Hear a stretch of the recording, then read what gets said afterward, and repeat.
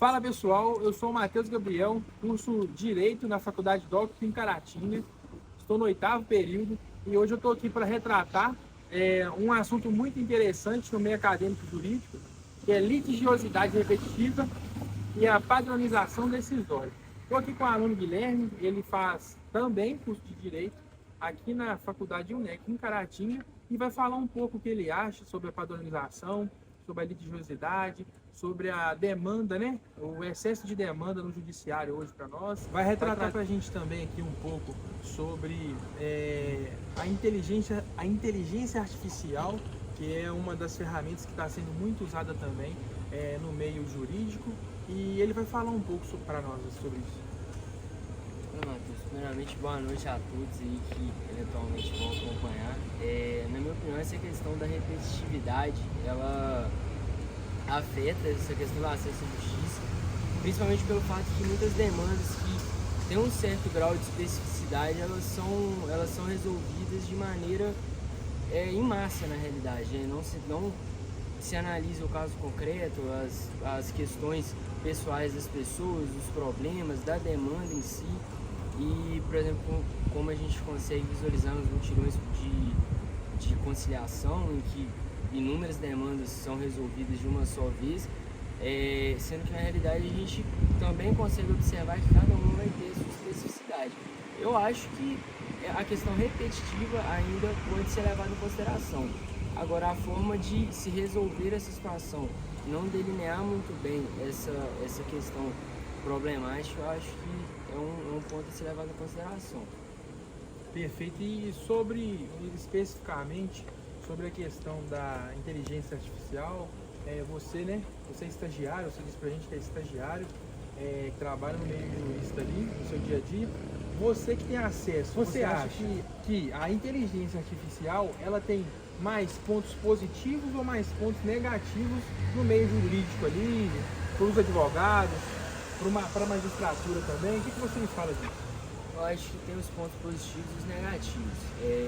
Justamente por essa falta de regulamentação, eu acho que é um ponto negativo, em que a gente tem, por exemplo, o ChatGPT, que se usado de maneira indiscriminada, ele vai acabar emitindo, ou seja pareceres, despachos, sentenças, que não vão ter nenhuma raiz com o problema em si, mas eu acho que se porventura, tanto o Ministério Público, o próprio Tribunal de Justiça do Estado, as instâncias superiores também, elas homologarem uma ferramenta que possa auxiliar principalmente em questão de didática, da escrita, eu acho que pode ser um ponto positivo, sim, a ser levado em consideração também, que vai auxiliar e não tomar o lugar também do ser humano.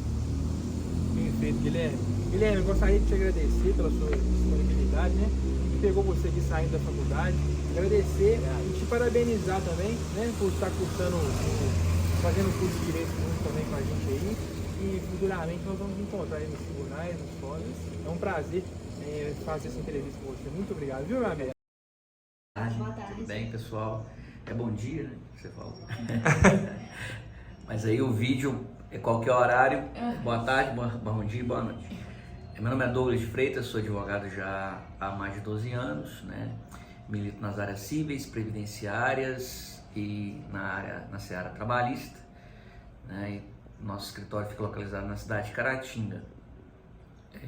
Com muita satisfação que eu recebo aqui os alunos para poder a gente estar trocando uma ideia a respeito dessas questões aí inerentes ao direito, essas questões que estão começando a vir à tona, né? E a gente está à disposição. Pode ficar à vontade, pode perguntar. A nossa primeira pergunta é: como que essas reformas judiciárias permitiram maior acesso à justiça? Bem, eu não vejo ainda as reformas do judiciário como um ganho de acesso ao judiciário, né? As reformas, elas são bem-vindas, né? Inclusive aquelas reformas que têm como objetivo melhorar a infraestrutura, melhorar a capacidade de absorver, né, as demandas judiciárias que estão aumentando ao longo do tempo, mas ainda existem alguns gargalos, alguns déficits, né, que nós como advogados a gente consegue notar.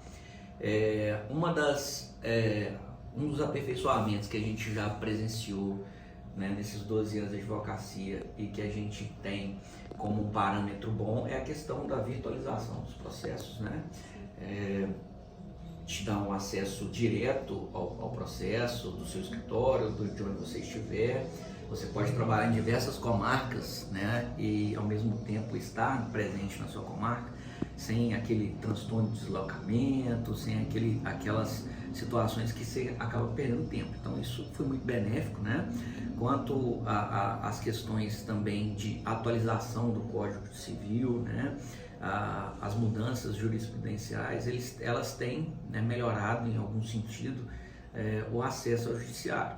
Mas a gente vê que ainda a gente precisa de um impulsionamento maior, né? Uma estruturação do judiciário maior, uma capacitação maior dos agentes, né, públicos e os seus colaboradores, claro, para que nós tenhamos uma justiça um pouco mais célere, mas sem tantos atropelos e sem tantos erros, né? Porque muitas vezes a gente vê umas questões que não dependem tanto da celeridade, mas dependem da atenção ao desenvolver o andamento do procedimento. Claro que a velocidade no processo conta muito, o cliente sai mais satisfeito quando o processo dele ele tem uma demora menor, né?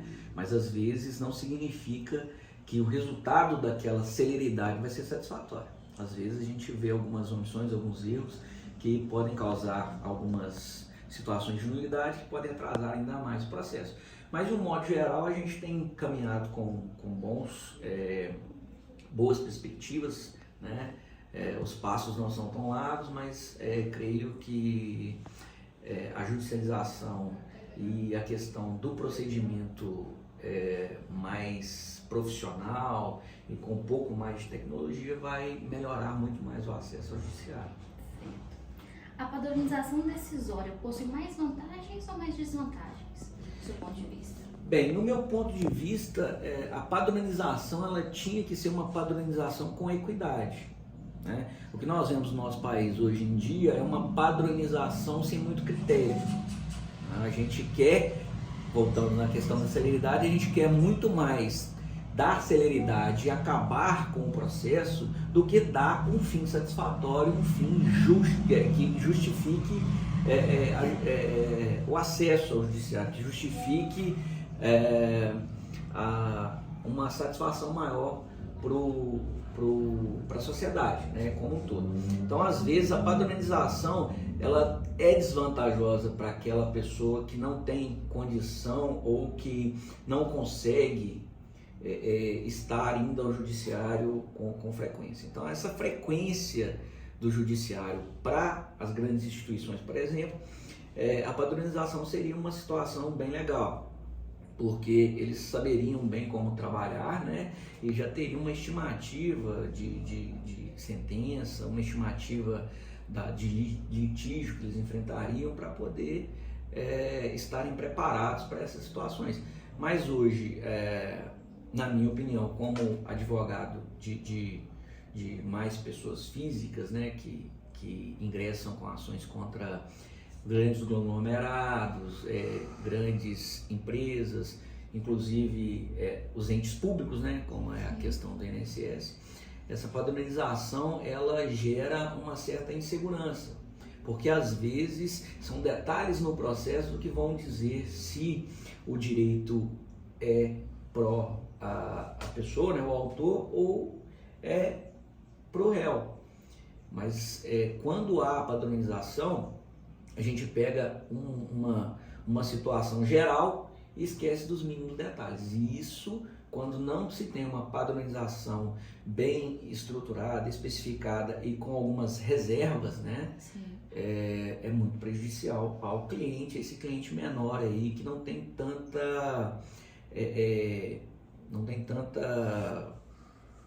entrada, né? Ele quer resolver uma coisa ou outra, duas coisas, três coisas, ele não consegue se situar, né? Ele não consegue se adequar, e muitas das vezes a padronização ela só vai para o judiciário, mas ela não entra na norma. Então a gente acaba fazendo com que aquela situação em que o direito ele vai atrás da sociedade, ele vai ao encontro da evolução da sociedade, a gente faz o contrário. A gente a gente tenta ir atrás do direito. Então, essa padronização às vezes pode ocorrer nesse sentido e causar maus entendimentos na sociedade. Porque se você padroniza, se você já tem uma determinação judicial, aquela determinação ela não tem uma lei especificada, ela não é uma situação que já está no seio da sociedade, acaba transformando o judiciário numa situação em que nós, como sociedade, temos que alcançar o judiciário, não o contrário, né? A legislação ela tem que vir a partir do ponto que há uma evolução na situação da sociedade no convívio, né? Você não pode simplesmente criar uma lei, criar uma situação em que não existe uma concretude, né? Você vai imaginar que possa ter aquilo no futuro. Então isso eu acho bem prejudicial nesse ponto. Você já atuou em algum processo que teve a instauração de um incidente de resolução de demandas repetitivas? Sim. Já... Agora, recentemente, são as questões de bancos, né? Empresas financeiras, na situação em que eles estavam fazendo empréstimos, fazendo adesões de seguros que as pessoas não solicitaram. Então isso aí, essa questão do repetitivo, né, voltando nisso, vai favorecer muito mais essas grandes empresas, né? A pessoa tinha ou tem, né, por várias vezes atrelado a uma conta que vai abrir, atrelado a um empréstimo que vai fazer, algumas situações que ele não contratou, né, a famosa venda casada. Então, esse incidente de repetitivo, essas situações, neste momento que a gente está acompanhando, está sendo instaurado, né, a respeito da prévia tentativa de resolução administrativa, né? Então, estão querendo balizar meio que a INSS, né, que você tem que ter uma negativa administrativa, não exaurir a questão administrativa, mas pelo menos ter uma prévia negativa daquela situação em que você quer judicializar, né? Primeiro você vai ao banco, tenta resolver ao banco para depois judicializar. Mas muitas das vezes, quando você vai ao banco para solucionar uma situação, o dano que aquela pessoa está incorrendo, ela já sofreu, né? Muitas vezes são descontados valores, são feitos empréstimos, inclusive quando não se há dinheiro em conta e tem aquele débito automático dessas contas, a pessoa fica no banco com alguma marca, o banco pode chegar inclusive a negativar essa pessoa. Então assim, essa situação administrativa ela tem muito mais a ver com segurar, frear a busca do acesso, né, daquela pessoa hipossuficiente na relação jurídica entre as partes, do que resolver de fato a questão, né? Porque no entendimento do nosso escritório aqui, aquilo já aconteceu, o dano já está cristalino e essa questão administrativa simplesmente freia, porque você acaba tendo que procurar banco, pedir para o cliente procurar banco, ou mandar e-mail, ou mandar carta para depois judicializar uma situação que já prejudicou o cliente, que já fez com que ele procurasse o advogado para poder estar manejando a ação para ele. Então, nesse ponto, acho que essa questão repetitiva, né, especificamente essa questão, ela mais que atrasa, né, a questão da busca pelo direito, a questão da busca da solução daquele dano, do que de fato gera alguma segurança jurídica ou gera algum fato benéfico para o judiciário. Interessante. Com a sua experiência, pode dizer que a inteligência artificial ajuda nesse processo de padronização decisória ou não? Bem, eu sou fã de tecnologia, sempre fui fã de tecnologia, mas inteligência artificial não é ser humano, né? A inteligência artificial, como a gente tem visto, ela é só um apanhado de várias ideias de seres humanos, né, que às vezes podem conter falhas. Aí, quando você não estuda minuciosamente a situação, ou quando você simplesmente pega ideias múltiplas e faz um balanço dessas ideias e lança uma nova ideia, eu acho que não faz sentido, né? O direito ele foi criado pela sociedade, para organizar a sociedade ele é feito de seres humanos. Então, na minha opinião, a inteligência artificial ela tem que ser usada para desenvolver novas tecnologias, para poder dar celeridade, para poder ajudar para que aquela pessoa, né, aquele ser humano tenha capacidade de decidir melhor e mais rápido. Agora, deixar a cargo de uma inteligência artificial, que hoje em dia é simplesmente só um apanhado de coisas, né? O ChatGPT está aí para isso. Isso é um apanhado de ideias dos últimos 20 anos de várias pessoas que lançaram na internet o que elas acham, para ele desenvolver uma situação. Então, eu acho que para esse tipo de coisa, para a inteligência artificial tomar a decisão a respeito, por exemplo, de uma inépcia de inicial, de uma situação de gratuidade judiciária, de uma situação de sentença, de estudar o caso concreto, de fazer balizamento e análise de provas, não faz sentido. Na minha opinião, não. A inteligência artificial tem que ser utilizada para outros meios que podem auxiliar o ser humano a tomar as decisões. Mas quem tem que estar à frente das decisões, na minha opinião, do judiciário é o ser humano. É a questão não só do racional, mas também da sensibilidade na hora de analisar o que está no papel. Vou agradecer ao senhor, muito obrigada por disponibilizar tempo e conhecimento para nos ajudar. Estamos às ordens, se precisarem, escritório Freitas e Lopes, aqui em Caratinga, tá? A gente está às ordens também para outros alunos que quiserem esclarecer as dúvidas. Fico muito feliz de ter sido convidado e até uma próxima. Muito obrigada. Tá bom? Obrigado, gente. Eu diria que o Código de Processo Civil ele veio com grandes melhorias e grandes vantagens. Os assuntos repetitivos, muitas vezes a pessoa pode até achar que ele se torna algo prejudicial às questões de processos, de questões individuais dos processos, julgamentos individuais, mas isso não ocorre, pois muitas vezes o que acontece? Como você mesmo falou, existe uma decisão já tomada, uma decisão dos tribunais superiores e elas já são bem decididas. O que a gente pede muitas vezes? A gente pega essa decisão e pede o distingue ao juiz, porque se caso ele for dar uma decisão diferente, ele tem que explicar quais os motivos que ele está dando aquela decisão diferente e não está seguindo aquelas mesmos acórdãos dos tribunais superiores. É uma grande vantagem quanto a isso, porque você acaba entrando com uma ação já tendo uma visão de como será o julgamento, evitando até de entrar com ações que seriam apenas com perda de tempo. Gostaria de que o senhor comentasse também, doutor, a respeito do acesso à justiça. A gente sabe que o Poder Judiciário é uma máquina pública, né? E muitas pessoas deixam de acessar o judiciário em razão da falta de informação mesmo, né? Eu gostaria de que o senhor comentasse um pouco sobre o acesso à justiça e a eficiência que o judiciário tem que tomar para que as pessoas tenham essas informações aí para acessar a justiça. Hoje eu falo que o acesso à justiça melhorou muito. Algumas questões simples que foram pautadas que resolveu grandes situações. A gente tem aí primeiro a Lei 99 de 95, que é do Juizado Especial. Ela dá acesso a qualquer pessoa hoje com um pouquinho de conhecimento litigar em causa própria, ou seja, ela mesma vai colocar o processo dela lá e vai fazer. Embora isso seja um grande avanço, também é um prejuízo, pois as empresas, quando são chamadas à lide, elas trazem grandes contestações e a pessoa ali, quando acontece a audiência, tem que impugnar essa contestação. O que eu vi também que prejudicou a muitos foi a questão do judiciário hoje estar no PJE. Então, assim, muitas pessoas não têm acesso a este processo. Uma grande vantagem que eu sei são as grandes tomadas do tribunal, que igual ele coloca, se você quer divorciar e não tem bens a partilhar, não tem filhos menores, você pode ir diretamente ao Poder Judiciário e ele vai fazer uma pauta ali e resolve essa questão.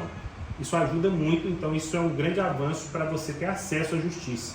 Mas o que se nota é que a justiça hoje ainda está com um gargalo com as informações.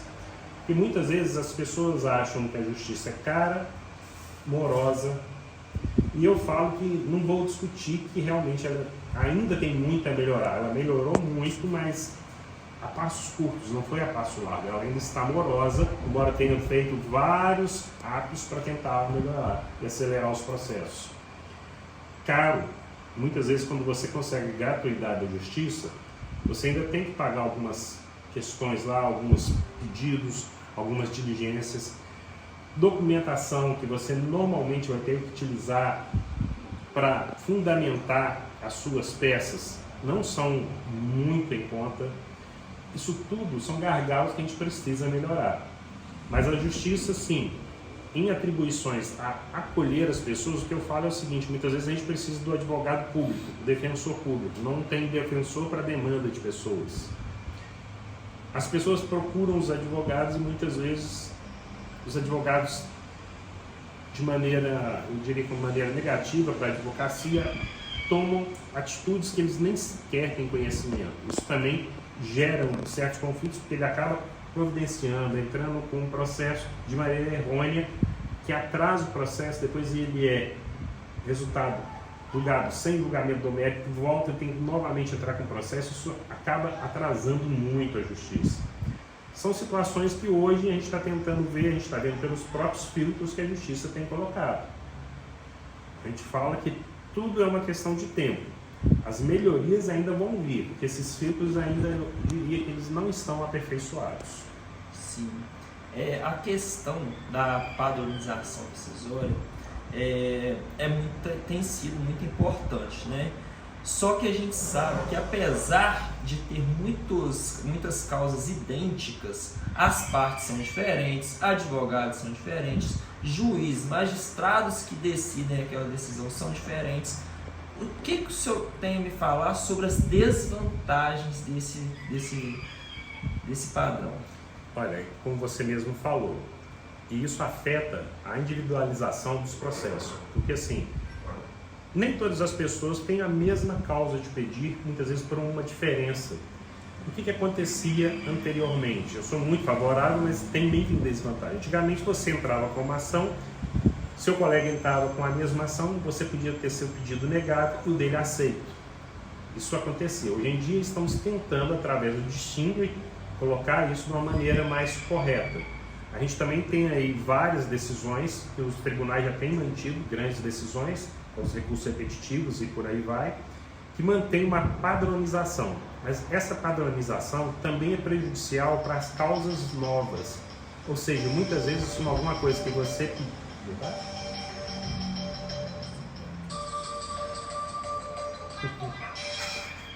Tem como cortar depois, Matheus? Alguma coisa que você pediu no processo, que você fez, muitas vezes ele é diferente das causas já do processo repetitivo. E são pequenos detalhes. A gente fala que hoje a gente tem muito entrave com as questões novas que ainda não foram julgadas, porque o juiz tem, não faria preguiça, mas eu acho que ele tem excesso de trabalho. Muitas vezes as questões novas vão demorar muito para ele, até ele tomar uma decisão, e o tribunal e os tribunais superiores no mesmo sentido. A gente sabe, hoje a gente teve uma reunião, eu achei muito interessante o que a palestrante falou, que o judiciário é uma máquina pública, é uma empresa. Quem são os clientes dessa empresa? A sociedade civil, né? Então, por isso que o judiciário ele tem que atender, né, todos da forma mais justa possível e tendo um padrão assim, de decisão que nenhum nem outro, né, possa sair prejudicado ou com vantagem num processo idêntico, né? Então eu acho que isso aí realmente isso é muito importante. Você já atuou em algum processo que teve o incidente de resolução de demandas, e como foi? Esse fato é bem interessante, porque eu não tive só uma atuação com repetição de demandas. Mas eu tenho um caso que eu chamo de o mais interessante. Ele é da Lei 100, a famosa Lei 100 de 2007. O tema 1020 do STJ. Porque a Lei 100, quando ela foi julgada pelo STF. E julgou ela inconstitucional. Só que a época que ela foi julgada inconstitucional, eles criaram um artifício, que era um objetivo, né, que foi mesmo, postergou a inconstitucionalidade com o argumento que era prejudicial à sociedade. Então, por isso, o serviço deveria ser mantido até que se adequasse e trocasse aquelas pessoas ou que elas abrissem um novo concurso. Esse foi o fato da Lei 100. Ela era inconstitucional e aqueles funcionários deveriam ser dispensados. Não poderiam ser demitidos nem nada desse aspecto, porque eles não eram contratados. A forma que foi feito foi totalmente irregular. Para quem não conheceu a Lei 100, ela atendeu à Secretaria de Educação e até a data da publicação, na data da publicação, aquelas pessoas que estivessem em cargos públicos pertencentes à educação tinham assumido efetivamente, viraram efetivos. Isso feriu a Constituição, que fala que todo cargo efetivo é através de concurso. A inconstitucionalidade não há que se discutir. A prorrogação para atender a demanda também acho que foi um fato interessante, mas o que aconteceu com essa prorrogação foi o seguinte: ela gerou direitos àqueles funcionários, férias, 13º e tudo mais. Alguns ainda tinham direito e requisito das férias prêmio. Foi isso que muitos advogados, inclusive eu, entramos pleiteando, porque não foi decidido isso na inconstitucionalidade. Eram direitos que aquelas pessoas tinham. Alguns entraram na seara trabalhista, outros no direito civil, porque pertencia à parte administrativa. O STJ, ao ver o volume desses mesmos processos, que era semelhante à inconstitucionalidade, avocou para ele um recurso repetitivo e definiu que aquelas pessoas estavam com ação inconstitucional, ou seja, por ser inconstitucional, eles não tinham direito algum, a não ser o salário e o FGTS. Então, todos aqueles outros direitos pleiteados foram zerados, não serviram para nada, porque eles estavam de forma irregular e essa forma irregular foi anulada. Quando anulou todos os seus direitos e garantias. Foi algo que muitos advogados contestaram, mas que a gente teve que aceitar. Foi uma demanda repetitiva muito bem julgada no STJ, que definiu pelo menos essa base. E aí as novas pessoas não puderam entrar com a mesma demanda. O que eu falo de uma demanda repetitiva? Ela é muito eficiente para que evite de você entrar com uma ação sabendo já o resultado. Mas uma ação nova, como a gente propôs, foi uma coisa que é comum, porque ninguém tinha uma resposta ainda. De repente o STJ definiu. Muitos advogados falaram que cada ação era um contexto, mas assim, infelizmente foi tudo no mesmo bojo. O senhor considera que os litigantes e ocasionais, aquelas pessoas que têm pouca recorrência no judiciário, elas saem prejudicadas através do julgamento de amostragem? Às vezes sim.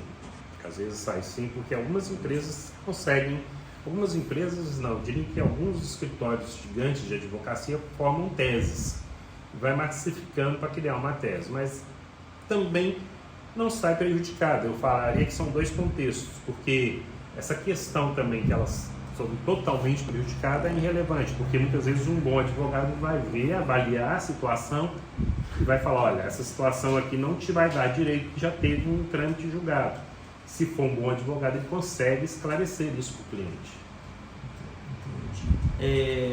Com a experiência do senhor, a questão da inteligência artificial, o senhor acha que a inteligência artificial ela poderia contribuir no que se refere ao padronização decisória, A padronização decisória não, mas a inteligência artificial já tem contribuído muito nos nossos tribunais. Eu falo que o Tribunal do Rio, qualquer petição que você coloca lá, a inteligência examina se estão todas as peças da inicial e já faz o despacho para outra parte fazer a contestação, ou seja, evita uma tramitação que teria que ir ao juiz para ele dar esse despacho para que a secretaria enviasse. A inteligência já faz isso tudo. Os tribunais de Minas, nós temos muita avaliação, porque quando você coloca um processo, ela vai equiparar já aos outros julgados, já normalmente já encaminha para o relator o que é a situação. Muitas vezes ela coloca, olha, vai ser recusado porque já tem julgados nesse sentido. Então, o julgador ali faz uma análise. Facilita muito a vida. Por isso o Tribunal de Minas hoje tem conseguido grandes julgados e o do Rio tem conseguido acelerar as partes iniciais. Vejo também algumas situações que as pessoas têm esquecido, que decisões devem ser feitas por humanos. A inteligência, ela vai dentro do banco de dados que é alimentado. Se você não alimentar aquele banco de dados, ela não tem total conhecimento. E o que eu vejo muito hoje é algumas pessoas, tanto do judiciário quanto advogados, deixar a inteligência assumir. E eu acho errado, porque uma peça inicial ela tem que ser feita por você. Você, pelo Código de Ética da Advocacia, é o detentor daquele direito e o responsável pelaquela peça. Igual o judiciário em sentença. Essas sentenças elas não podem muitas vezes seguir a padronização da inteligência artificial, mas ela vem sendo como um filtro para olhar e chegar a uma avaliação. Eu falo que essa ideia da nova inteligência artificial que está no Tribunal de Minas Gerais, a inteligência artificial do Rio são muito válidas. Sou muito contrário à inteligência artificial do STF e do STJ, porque ela faz uma demanda e praticamente entrega para o juiz, que é o nossos ministros, uma decisão de indeferimento do pleito. Então, assim, muitas vezes ele nem analisou, não tem uma avaliação, ele só vai indeferir. Doutor, voltando a falar um pouquinho sobre a questão do acesso à justiça, como o senhor acha que as reformas judiciárias permitiram maior eficiência no acesso à justiça? Olha, como a gente já falou, para eficiência, o juizado especial civil e criminal foi uma grande facilidade. Conjuro, as audiências de conciliação, isso tudo facilita muito o acesso. O que eu falo também que o que a gente precisa ter quando você vai é uma condição de melhor acolhimento às pessoas. Porque as pessoas, na maioria das vezes, eu falo que a maioria dos meus clientes, sendo vítimas, sendo pessoas que estão ali pleiteando o seu direito, tem medo até do prédio do fórum. Não existe uma divulgação para que as pessoas busquem a justiça. A justiça parece que ela quer ver as pessoas afastadas. Esse é que eu vejo como um grande entrave. Verdade. Doutor, em nome de todo o nosso grupo, a gente gostaria de agradecer mesmo a disponibilidade do senhor. Muito obrigado aí por ter participado do nosso trabalho, foi uma honra, viu? E a gente agradece. Eu que agradeço a vocês, agradeço a todos os acadêmicos aí da DOC, desejo sorte a todos e que consigam ter sucesso nas carreiras. Muito obrigado, doutor. Bom dia a todos, bom dia. A aluna Beatriz mandou para mim algumas perguntas, pediram para que eu fizesse a resposta. Então, assim, são perguntas bem abrangentes, e eu, como advogado há 19 anos, tá? Eu entendo, às vezes até com uma certa divergência de alguns doutrinadores, mas como a pergunta ela é individualizada, eu vou estar expressando nesse momento aqui meu posicionamento individual. Então, às vezes, dentro da coletividade e até processualmente, em determinadas situações, a gente atua de forma a atender o pedido do processo. Então, a gente utiliza opiniões divergentes, às vezes, daquela que a gente tem, mas seguindo uma jurisprudência majoritária. Então, a primeira pergunta que ela me passou é que como as reformas judiciárias permitiram maior acesso à justiça, mais eficiência no acesso. São perguntas, né? Meu ponto de vista, as reformas judiciárias elas não permitiram maior acesso à justiça. Muito pelo contrário, criou-se injustiças. Por que isso? A gente pega uma pessoa, ela vai, por exemplo, até o juizado especial e faz lá a termação. Ela não tem o conhecimento técnico necessário para poder acompanhar um processo. O que difere um advogado de uma pessoa bem informada é o conhecimento que nós temos na área processual, direito processual civil, direito processual penal. Então, quando você vem para essa eficiência no acesso, a pessoa vai lá e ela tem uma abrangência maior no acesso, mas ela não é eficiente. Por quê? Uma pessoa juiza uma ação de dano moral contra um banco, faz a atermação, chega lá na audiência de conciliação, não faz o acordo, vai para a sentença, o juiz sentencia, o banco recorre, e aí a partir daí é jogado para um advogado ativo um processo que, se o advogado realmente iniciasse ele teria toda uma situação fática mais bem posicionada por parte dele, o que facilitaria a vitória lá na segunda instância. E estando com esse jus postulante em alta, quando o advogado pega o processo ali, ele até consegue fazer uma contrarrazão razoável e tudo, e às vezes até consegue êxito no final. Mas essa questão da justiça ela não se torna tão eficiente quanto a pergunta às vezes faz o questionamento, né?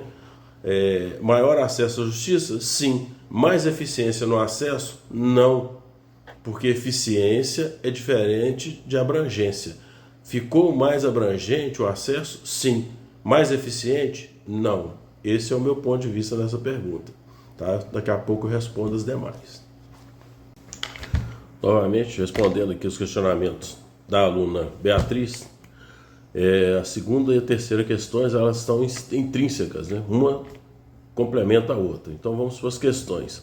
Você considera que as técnicas gerenciais, catalogação de sentenças, tipo julgamento em bloco de processo, mutirões de conciliação em casos repetitivos, promovem um efetivo acesso à justiça?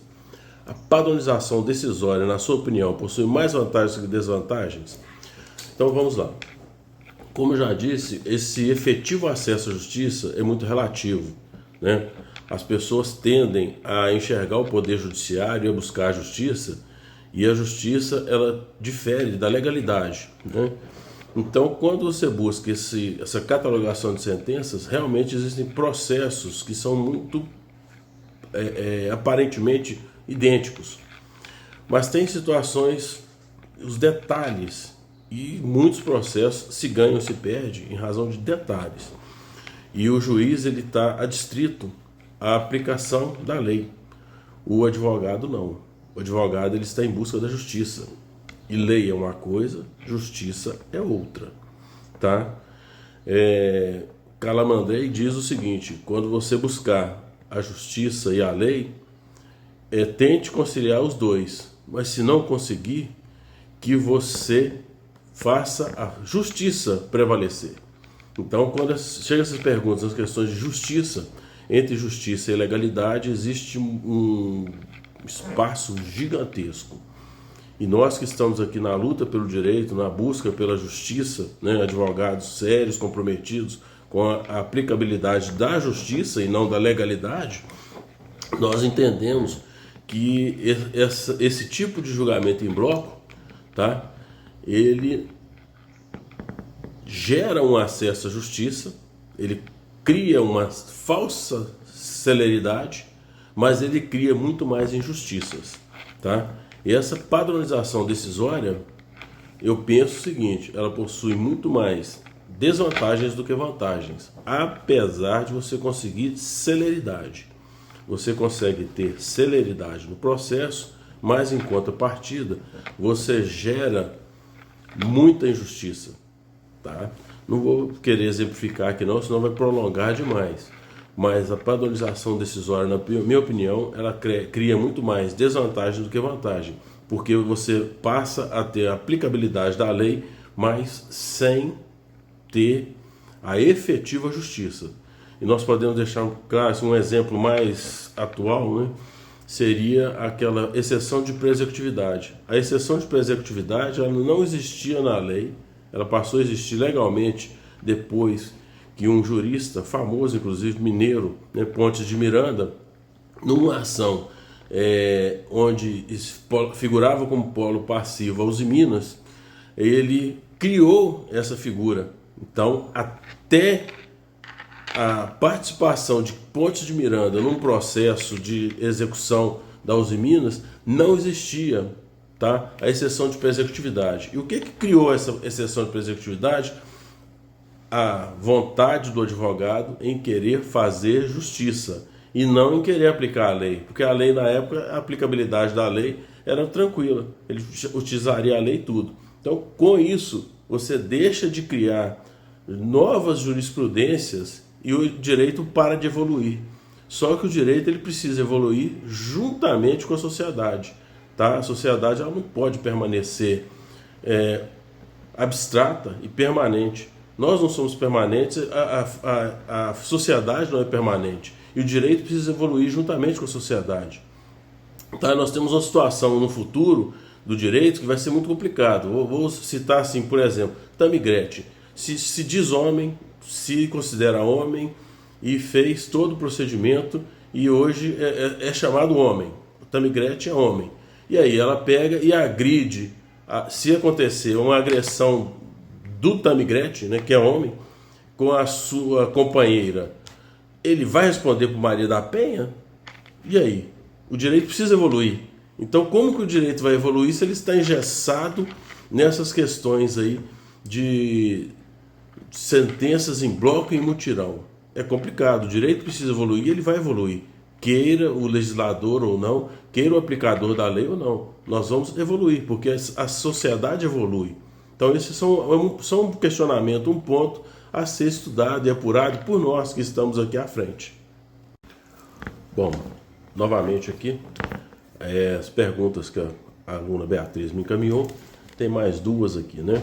Você já atuou em algum processo em que teve um incidente de resolução de demanda repetitiva e RDR? Como foi? Eu tive a oportunidade de estar atuando num processo desse e ainda não tem a decisão. Eu estou buscando isso junto ao STF, numa ação de dano moral de agentes de combate a endemias, né, os antigos sucaneiros, e existe situação interessante lá. Nós temos um processo de um dano moral, onde nós temos pessoas que atuaram na mesma área, fazendo o mesmo serviço, e um ganhou e um perdeu. E a gente, como profissional aqui no escritório, tem que estar explicando por que um ganhou, por que o outro perdeu. O entendimento do juiz é de um jeito, o entendimento do outro é de outro.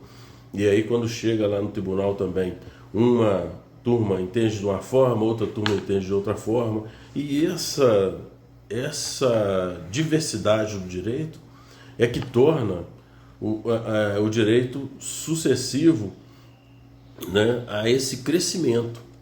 Então, vou responder só essa pergunta para não poder estender muito. Os outros primeiros vídeos ficaram muito estendidos, mas principalmente isso. Esse sistema, ele gera uma padronização. Ótimo quando você ganha, mas terrível se você perder. Então, o ideal é que continue. Eu entendo que deveria continuar dessa mesma forma, porque são as argumentações criadas pela advocacia, tá? E que vão gerando jurisprudência, porque o juiz ele está preso. Tinha um professor meu que inclusive hoje é desembargador junto ao Tribunal de Justiça, Dr. Delvan Barcelos Júnior, que ele dizia o seguinte: eu sou um escravo da lei, eu não posso atuar fora da lei. Vocês advogados, vocês nos deixam em situação complicada, porque vocês atuam dentro do direito e atuam dentro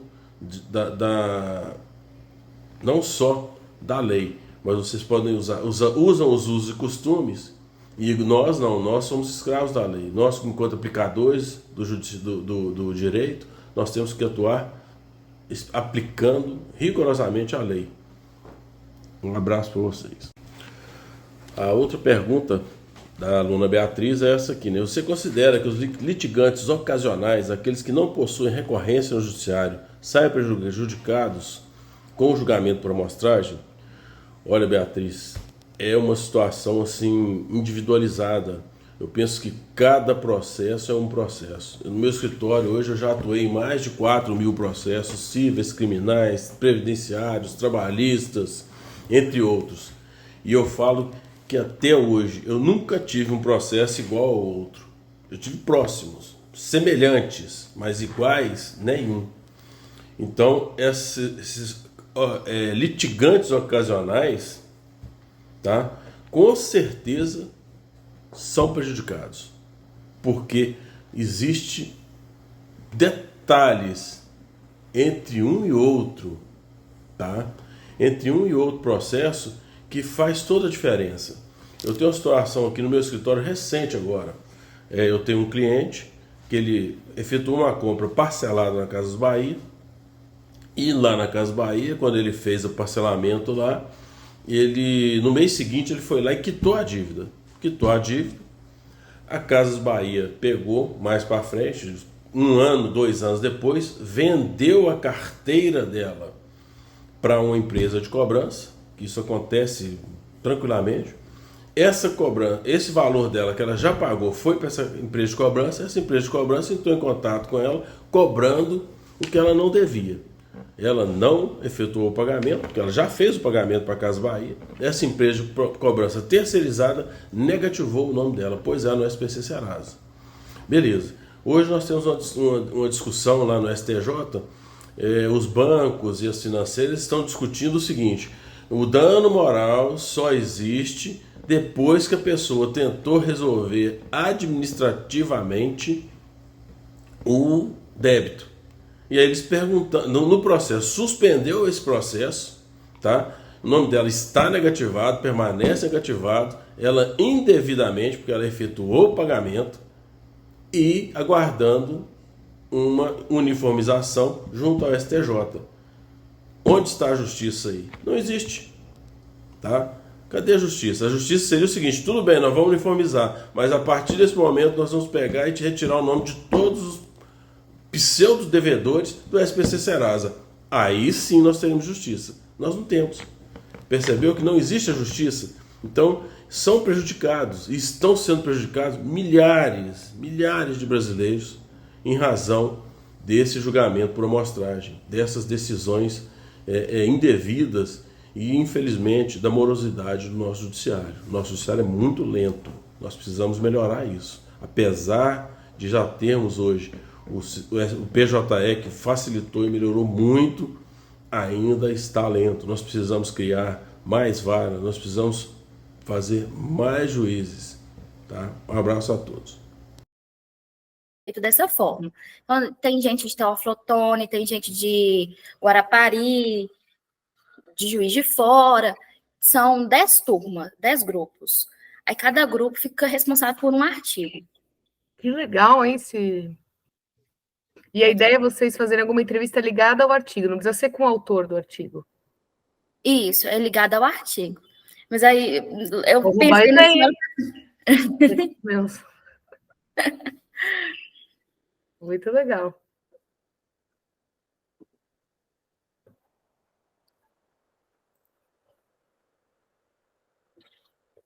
Eu vou mandar aqui para vocês o link de um outro artigo aqui nosso também. Bem acesso à justiça.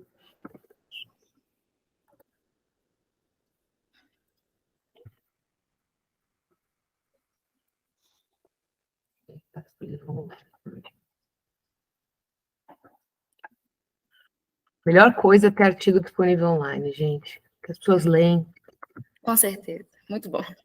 Ó, esse aqui a gente publicou na revista Abras, de Sociologia do Direito, que é sobre a história do acesso à justiça no Brasil, as diferentes fases, discursos, de como hoje o acesso virou uma... Aliás, até ontem dei uma aula para meus alunos de graduação, tenho vontade de morrer, porque eles acham ainda que existe muito processo no Brasil, um excesso de acesso, aí você tem que explicar, não, gente. Existe um excesso de violações, um excesso de desigualdade, um excesso de pobreza. O povo não está usando o judiciário em excesso. O povo está, como sempre, lascado.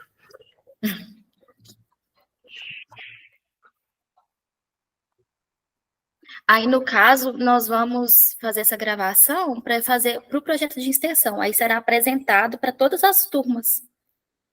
Legal.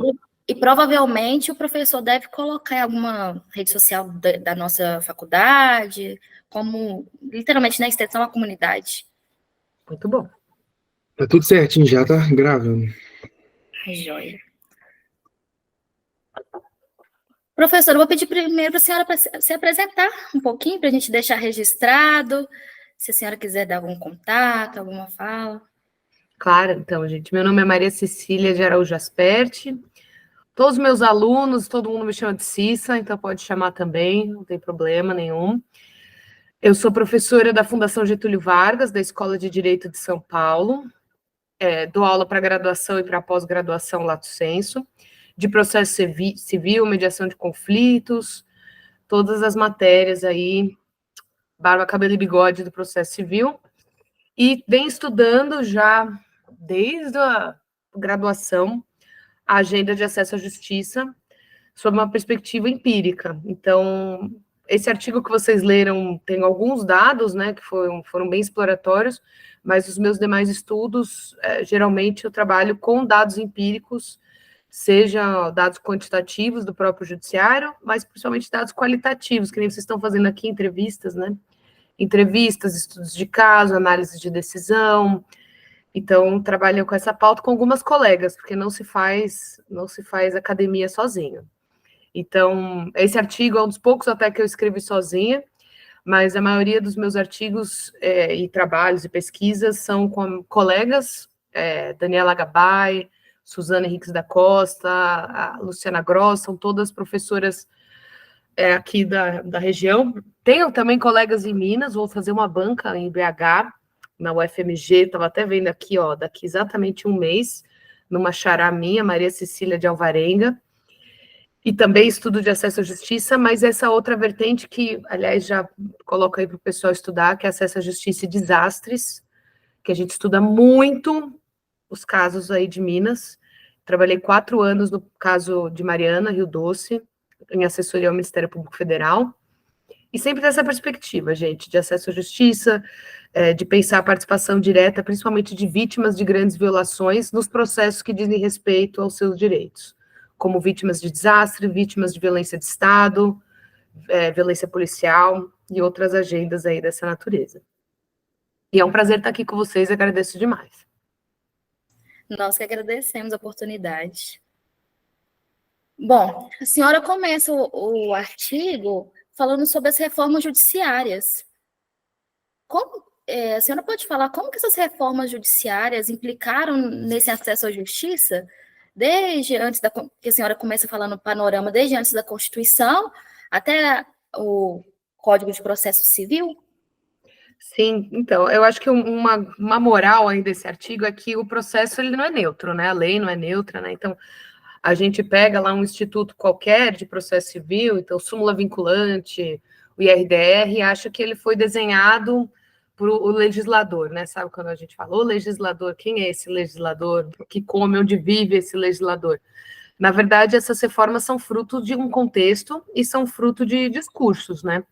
E a gente tem, o artigo começa, poderia até ir mais para trás, desde o CPC de 73, que é um CPC concebido, né, durante a ditadura, então ele tem um quê aí mais liberal, né, se você até analisar ao longo do texto, mas pegando desde a redemocratização, a gente tem uma série de reformas nesse período que são influenciadas pela essa agenda do acesso à justiça. É uma agenda internacional, acho que um grande marco dessa agenda de pesquisa é o relatório conhecido, né, quem estuda acesso à justiça, vocês devem ter estudado, do Brian Garth e do Capelletti, que estudou vários países, não estudou o Brasil, curiosamente, que é de 1974, se não me engano, e que começa a popularizar essa ideia de acesso à justiça.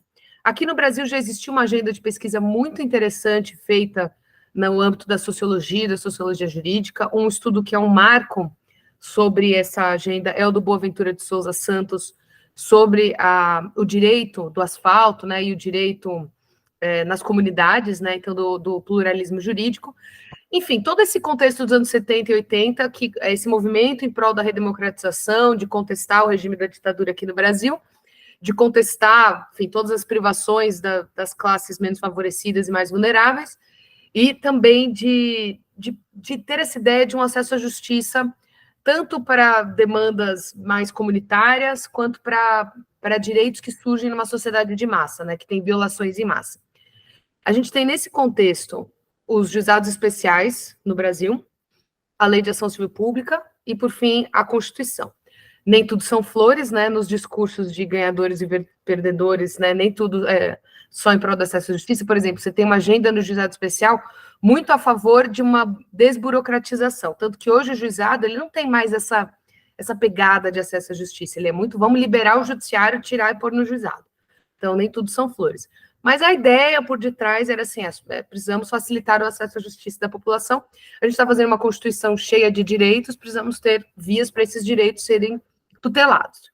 Então, a gente tem a Constituição de 88, e esse ideário dessa época é do acesso à justiça universal, ou seja, a gente tem que abrir para todo mundo. Passa o tempo, e acho que a gente passa por uma mudança muito grande política e social no Brasil, no início aí dos anos 90, que é as privatizações, né, uma economia e uma política mais de cunho neoliberal, isso acaba impactando também no processo. Acho que vocês viram no artigo, né? Existem aí pressões internacionais, do FMI, do Banco Mundial, para reformas do judiciário, para maior previsibilidade. Então, quando a gente vê assim, a busca por previsibilidade no judiciário, geralmente ela está associada ao mercado. Então, vou lá, eu quero investir no Brasil, eu quero saber o que o judiciário brasileiro pensa. Então, eu não quero, por exemplo, investir no Brasil e, de repente, ter uma quebra de contrato, entrar com uma ação e um juiz, sei lá, dar a razão para outra parte, com base numa tese que eu não saberia que poderia existir. Então, você tem toda essa tendência aí de busca de segurança jurídica e previsibilidade, que é a matéria-prima das reformas que o CPC de 73 passa, e a própria Constituição, principalmente na famosa reforma do Judiciário, em 2004, duas ondas, né, 2004 e 2009. E o grande marco, eu acho, que inaugura uma nova tendência do processo civil é a súmula vinculante, embora hoje ela esteja até em desuso, mas essa ideia de, vamos pegar, então, o entendimento do STF e formular uma tese vinculante, que todo mundo sabe o que a STF pensa, bem nessa ideia de segurança jurídica. Aí a súmula vinculante abriu a porta para várias outras reformas. E uma delas, que apareceu aí em 2007, 2008, que hoje é a grande coqueluche aí do processo civil, é o recurso repetitivo. Ou seja, vamos fazer o que a súmula vinculante faz, vamos pegar uma tese e aplicar para todo mundo, só que vamos fazer isso a partir de casos que se repetem. Então, o STJ olha lá, nossa, estou julgando muitos casos similares, vou pegar 1, 2, naquela época podia ser menos, vou julgar esses 2 e aplicar para todo mundo. Dessa tendência, gente, foi assim, o novo CPC abraçou isso com veemência, né? Então, criou a lógica do RDR, aumentou essa lógica do recurso repetitivo e regulamentou melhor a lógica da repercussão geral. São vários mecanismos hoje que a gente tem no processo que a gente chama de julgamento em teses ou julgamento por amostragem. Então, a gente tem essa tendência aí da segurança jurídica muito forte. E qual que é a grande questão do artigo, e que é também da minha tese de doutorado, enfim, de várias outras pesquisas? O que isso implica em termos de acesso à justiça? Porque você que tem o seu caso individual impactado por essa tese, não tem oportunidade de participar na formação dessa tese.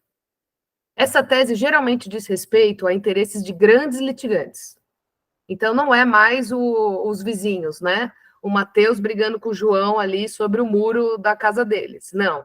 É o Bradesco com centenas de milhares de contratos de empréstimos que têm uma determinada taxa de juros ou uma determinada cláusula de reajuste. É, por exemplo, o índice que você usa para atualizar os vencimentos, toda uma categoria de servidores públicos.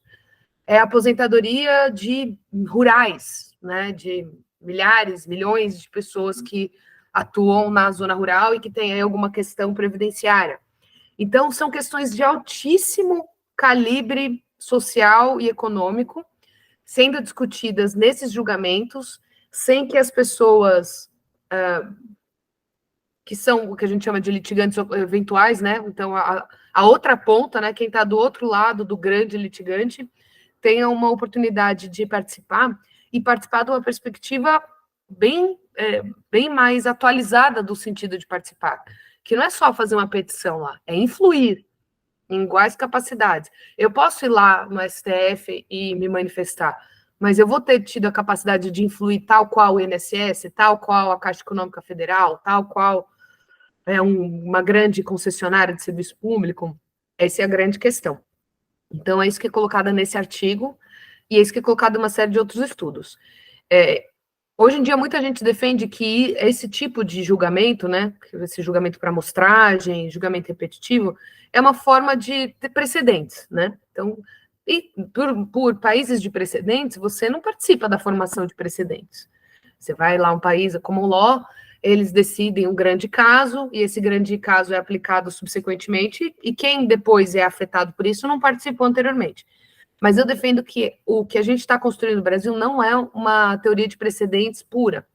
É uma ideia de precedentes muito nossa, que eu nem sei se a gente poderia chamar de precedentes, que na verdade acaba sendo um julgamento padronizado. Então não é a mesma coisa, porque um precedente, vai lá, o caso da Beatriz, e alguém vai aplicar um precedente no caso dela. Ela vai argumentar tal como alguém fosse aplicar um artigo do CDC. Então tem é uma coisa muito mais artesanal. É aplicar o entendimento no caso dela.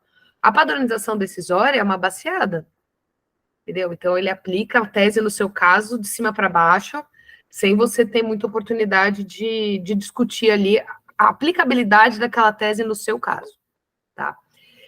Então é isso, gente, assim, aí com isso, da minha tese de doutorado, que veio depois desse artigo, eu olhei tese por tese que o STJ firmou em recurso repetitivo até então. Eram 657 teses. E classifiquei se elas eram favoráveis aos litigantes ocasionais ou aos repetitivos. Eu classifiquei todos os litigantes.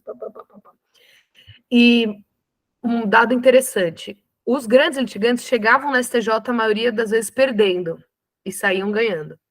Então, não é só que eles se davam melhor, eles se davam melhor ali, que eles sempre se dão melhor, né? Da base até o topo.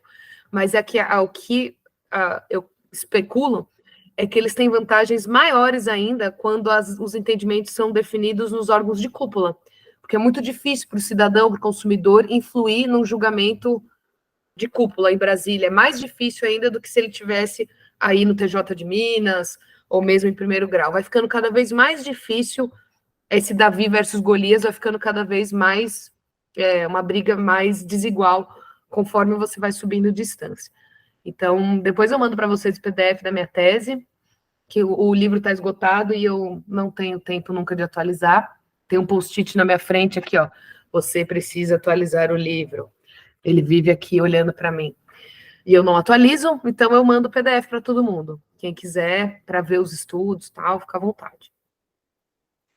A padronização decisória, para você tem mais vantagens do que desvantagens? Alguns pontos que você acha que pode ter melhorias e outros que, ok, tá passando, tá dando para ajudar bastante? Sabe, Larissa, eu acho que hoje em dia é inevitável.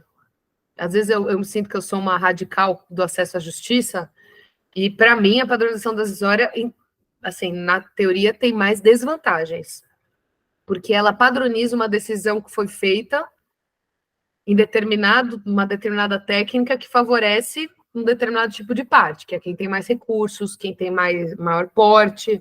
Então você está reproduzindo uma decisão que já foi feita num mecanismo desigual, não é qualquer decisão, né?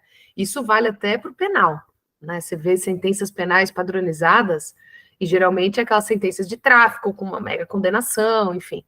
Eu lembro que quando eu comecei a estudar padronização decisórias, eu tinha uns exemplos de penal, né? Que, nossa, padroniza a sentença penal, que absurdo. Padroniza tudo. E eu acho que hoje com inteligência artificial, que até depois desse artigo tem muito mais, né? Cada ano que passa, você tem mais mecanismos, a padronização é inevitável. Eu acho que a gente, dado esse contexto, né, de tecnologia, que tudo vai ser padronizado, já é padronizado, a gente precisa saber como essa padronização é feita. Então, não é nem tanto desvantagem e desvantagem, ela é inevitável, ela vai acontecer, mas a gente não pode deixá-la acontecer sem resguardar algumas garantias fundamentais, constitucionais, do acesso à justiça, do contraditório, da ampla defesa. Isso vale para tudo, né? Isso vale para a própria essência da tecnologia. Acho que vocês debatem, por exemplo, a inteligência artificial. Eu não vou lutar contra, não tem como, é uma briga perdida já. Então, que a gente vai ter robôs decidindo, fazendo várias coisas, a gente vai ter, já está tendo. No STF tem 2, o Vitor e a Vitória, agora, tem um casal. Mas o que eles estão reproduzindo? Esse que é o ponto. Não é nem o reproduzir, é o que eles estão reproduzindo e como. Isso a gente precisa ficar muito atento. Porque os preconceitos, as desigualdades são reproduzidas na padronização decisória. Esse é o ponto.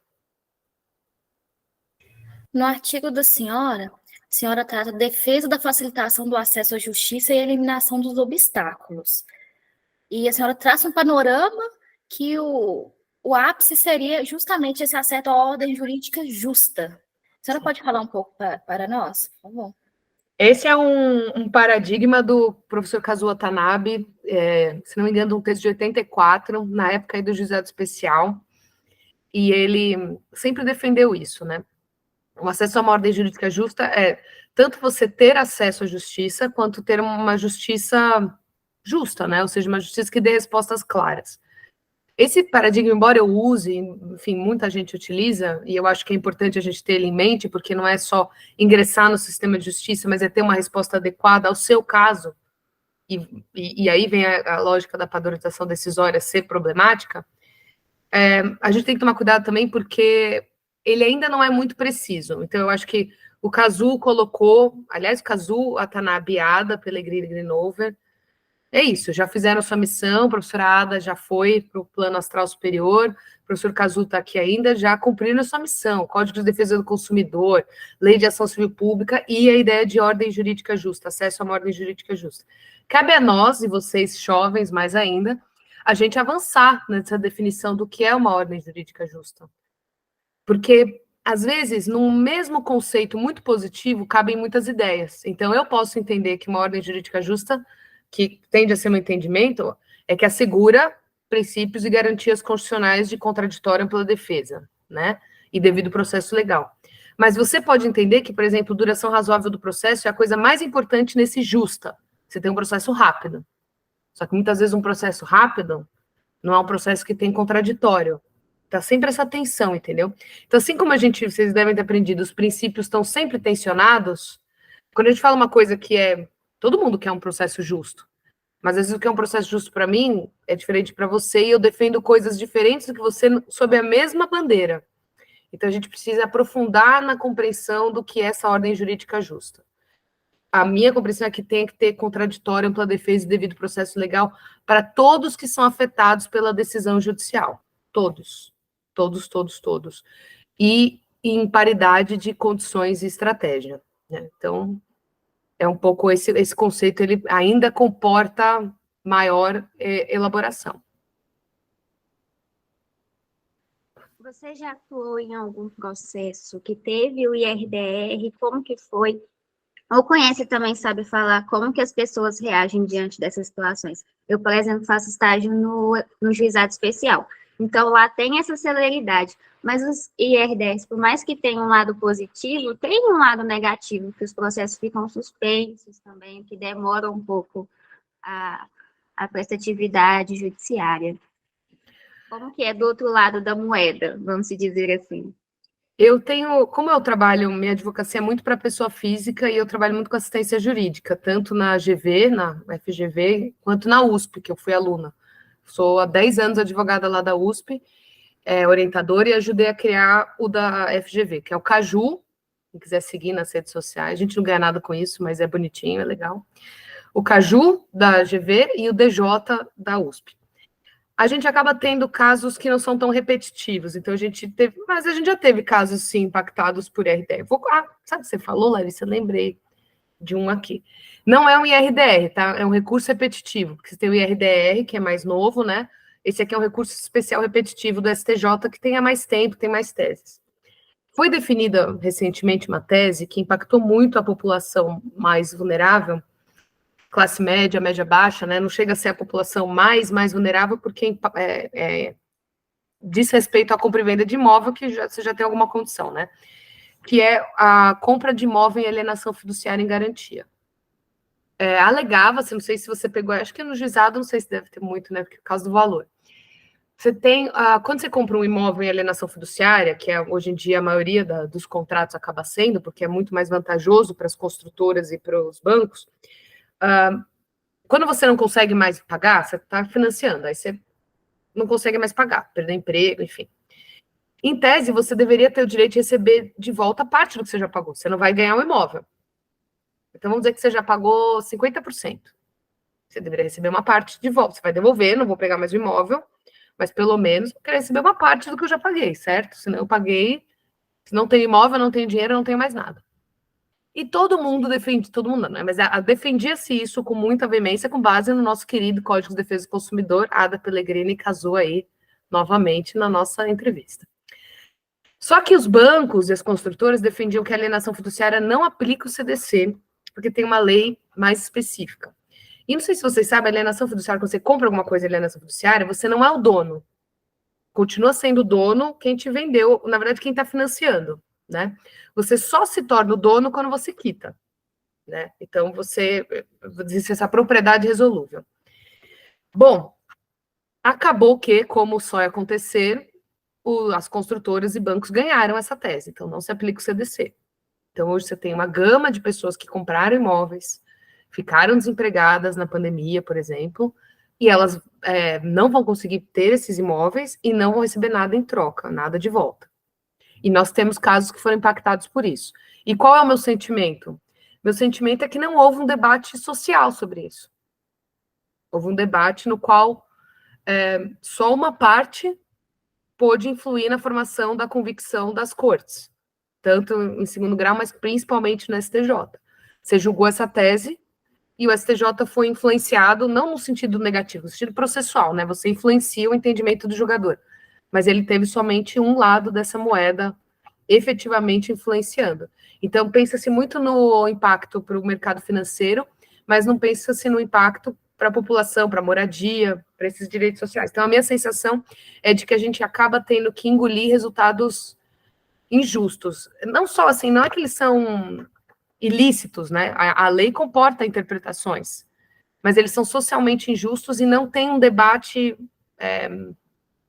tão democrático quanto deveria ser sobre essas teses que são socialmente muito impactantes. Para dar um exemplo dessa. Eu vou dar em aula hoje à noite um outro IRDR, que é aqui de São Paulo, que definiu 10 teses sobre também compra e venda de imóvel na planta. A maioria dessas teses foi definida favoravelmente às construtoras. Eu fui no julgamento desse IRDR em 2016, pessoalmente. Fui lá no TJ ver como é que ia ser. Não tinha nenhum representante dos consumidores. Só tinha representantes das construtoras. Um julgamento que foi o IRDR mais impactante aqui de São Paulo até hoje. E aí, em Minas, para não dizer que, né, eu acompanhei e fiz um artigo sobre o IRDR do dano água, que foram das pessoas que ficaram sem água durante o desastre do Rio Doce e Mariana, em Governador Valadares e várias as localidades ali que a gente chama do Médio Rio Doce, né? Não sei se vocês conhecem tão bem. E também, assim, a gente teve um julgamento de bem desigual e a maioria das teses desfavoráveis aos atingidos. Até a tese sobre poder acessar o juizado, Larissa. Foi definido que esse tipo de ação não podia ir para o juizado. Então, olha como são, né, as desvantagens. Não é nem só que assim, não, o dano água é um valor baixo ou que exige muita prova. Você não pode nem no juizado especial invocar o dano água. A gente chama dano água, né, que é esse dano por ter ficado sem água. Foi afastada a tese, por exemplo, de que a mera, isso é o que eles falam, né? Mas a sua dúvida sobre a qualidade da água, que persiste até hoje, 8 anos depois, não gera dano moral. Mas overbooking de voo gera, né? Olha como são as coisas.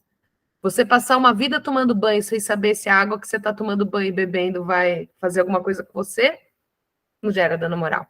Mas você ficar 4 horinhas no aeroporto perdendo avião, gera. Então, fica aí para a gente pensar, né? Outra questão do artigo da senhora é sobre o gerenciamento dos processos pelo judiciário. Encarar o judiciário como um prestador de serviço é o contraponto do lado positivo ou negativo para a senhora? Olha, eu acho que a gente precisa. Eu acho que o judiciário, hoje em dia, até tem um texto muito bom da minha colega aí, da Luciana Gross, sobre essa ideia de que o judiciário é um prestador de serviço, né? Ele é encarado hoje como um prestador de serviço. Isso acho que tem os dois lados da moeda. De novo, como eu falei para a Larissa, é inevitável. Existe um direito social ao acesso à justiça e direitos sociais são efetivados por prestações. Então, por exemplo, você tem o direito social à saúde, você tem um prestador de serviço no SUS. Agora, o serviço público não se confunde com o serviço privado, né? Então, a gente tem os parâmetros de qualidade que precisam ser aplicados, mas a gente precisa pensar em eficiência de uma lógica que não é a mesma lógica do serviço privado. que é uma eficiência basicamente quantitativa, né, de gerar retorno.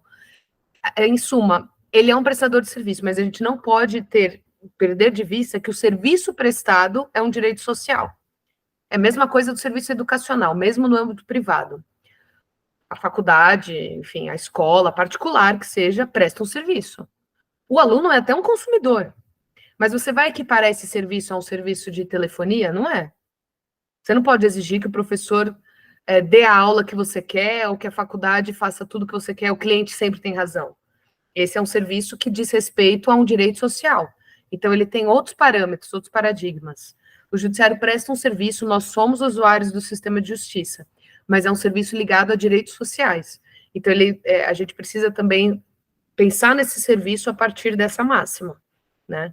Que a qualidade dele está ligada à efetivação desse direito social de acesso à justiça. E o gerenciamento pode ser um problema, né? Como o artigo fala, quando o gerenciamento se sobrepõe à qualidade da prestação jurisdicional. Porque gerenciar para quem? Não é só para o usuário, né? Existem vários interesses. O próprio judiciário é um ator interessado. Ele quer gerenciar para ter menos processos, para ter maior efetividade. Mas precisa ver os parâmetros que esse gerenciamento é feito, né? Alguém do grupo tem mais alguma pergunta? Eu gostaria, Cecília, de você dar como a gente como jurista, né, como vai trabalhar na área do direito, eu queria que você desse alguma dica, tipo assim, tanto dentro do tema aqui que você está falando, como a gente é inexperiente, você já tem uma experiência, já tem uma trajetória já a ser seguida já. Esse aqui vai ser um recado que a gente vai transmitir para muitas pessoas. E você, como uma pessoa muito sábia, eu queria te pedir um conselho, uma dica, alguma coisa mesmo para poder acrescentar um pouco mais ainda do que você já acrescentou na nossa vida aqui. Nossa, sabedoria aí. Eu já estou me sentindo meio velha, que eu fiz aniversário de casamento esse final de semana. Aí eu olhei as fotos do meu casamento e falei, gente do céu, 5 anos foram 50. Mas tirando isso. Então, Matheus, eu falo isso para meus alunos, falo um pouco para vocês, né? A gente não sabe onde a vida vai levar vocês, para quem vocês vão advogar, se vocês vão atuar no judiciário, qual que vai ser o percurso de vida de vocês. E a gente espera que seja sempre muito bem sucedido. Mas não importa onde você está dentro desse jogo, né? Desse grande sistema de justiça, todos nós temos responsabilidades. Se você está atuando para pessoas físicas, se você está atuando para pessoas vulneráveis, se você está atuando para grandes empresas, para o Estado, todos nós temos responsabilidades. A gente não pode encarar a advocacia como uma profissão qualquer que gera renda, gera lucro e que é desprovida de responsabilidades. Todos nós temos, no momento que a gente faz aquele juramento lá na formatura, que é atuar de forma ética e de forma responsável, né? Então, o advogado, ele tem uma função social, ele está na Constituição. Ele não é uma profissão qualquer. E falando também do juiz, do promotor, do procurador, do defensor público. Então, que a gente não perca de vista as desigualdades que estão imbricadas no sistema. Mesmo quando a gente estiver na ponta mais forte. Essas desigualdades são o que impedem que a gente atinja essa ordem jurídica justa. E desfazer e desestabilizar essas desigualdades é responsabilidade de todos os operadores do direito.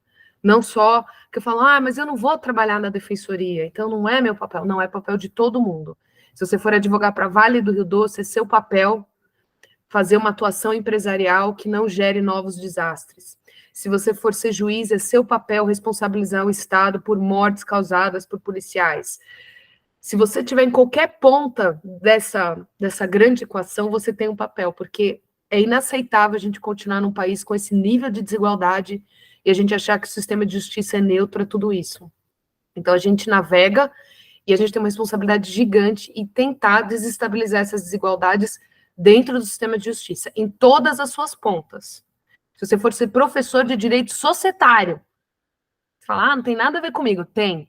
Se você esquecer, me manda um e-mail que eu te lembro. Tô brincando. Mas em todo mundo, se você é advogado tributarista, se você é juiz federal, eu trabalho para fundo de investimento. Pô, você tem uma responsabilidade gigante, todos nós temos. E se a gente não assumir essa responsabilidade, esse gap vai ficar insustentável. Então, a gente precisa ter isso em mente. Perfeito, muito obrigado, viu? Se tiver mais alguém aí, pessoal.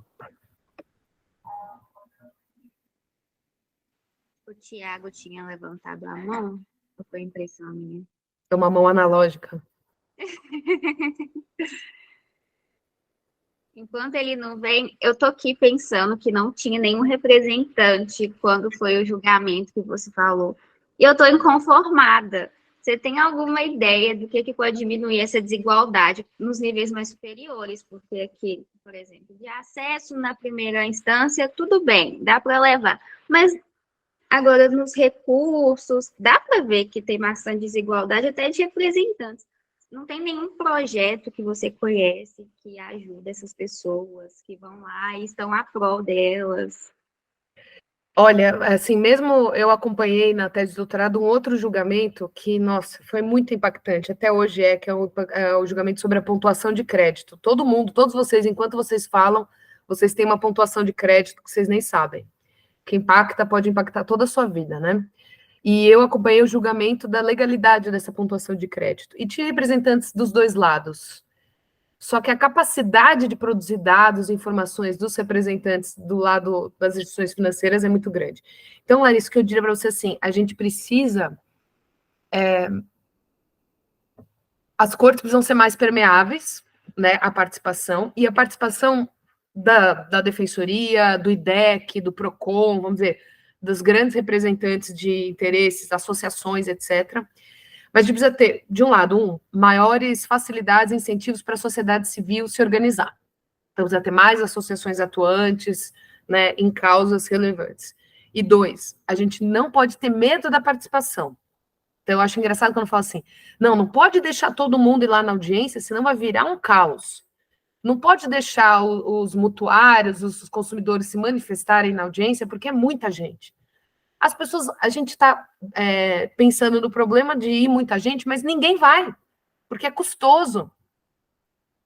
Quem que é o consumidor que pode parar a sua vida e ir para Brasília e lá participar do julgamento? Então, a gente tem que mudar a lógica, tem que ter incentivos para participação, não desincentivos. E participação direta. Você vai julgar o IRDR da água, lá de Governador Valadares, você tem que abrir a porta para o TJ, para toda a população de Governador Valadares acompanhar. Voltando à pergunta da Beatriz, se é um serviço público, a gente tem que abrir a porta para o usuário, entendeu? A população tem que acessar a justiça. Acessar, entrar no fórum, acompanhar, fiscalizar, opinar, entendeu? Que serviço é esse que a população tem medo de entrar no fórum, no tribunal? Eu tenho que falar para os meus alunos, que são almofadinhas, né, de certa forma, você pode ir lá, não precisa de chinelo, mas sim, você pode atravessar ali e ir para o fórum e acompanhar um julgamento. As pessoas não vão. A gente precisa tomar o judiciário. Eu acho que essa seria a minha máxima. A população precisa se sentir bem vista, bem-vinda, e usuária, cliente, no sentido, não cliente, mas usuária desse serviço. Ir lá acompanhar, influir, e os juízes e desembargadores e ministros têm que escutar a população. Pacientemente. Coloca uma almofada na cadeira e escuta. Você vai escutar o pescador lá de Baixo Guandu falando que ele não pesca nunca mais. Você vai escutar a lavadeira lá de... Tá até me fugindo, gente. Eu sabia o nome dos 45 municípios. São Mateus. Você vai ter que escutar todos eles. Vai ter que escutar a mãe do filho que morreu aqui na chacina do Guarujá. Vai ter que escutar, porque esse judiciário é da população. Então, a gente precisa... Eu acho que essa é a mudança de paradigma que precisa acontecer, entendeu?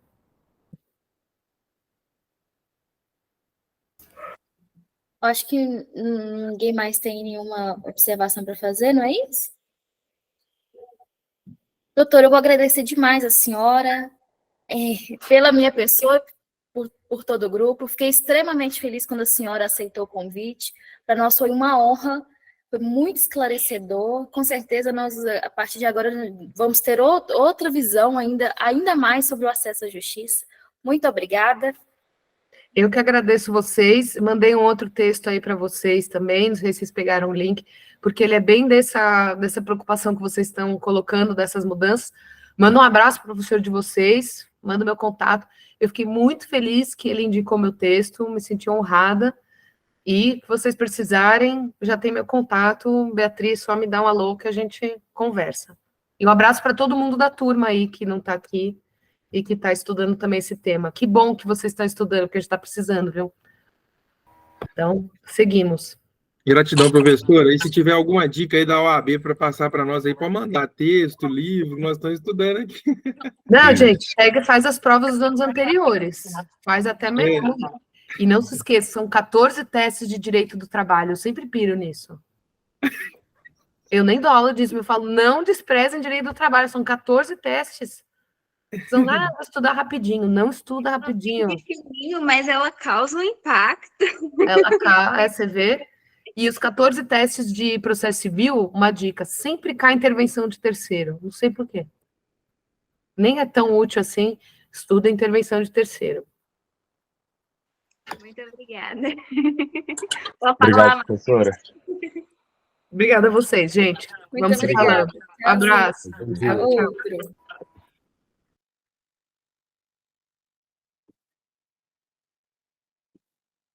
Pode desligar a gravação.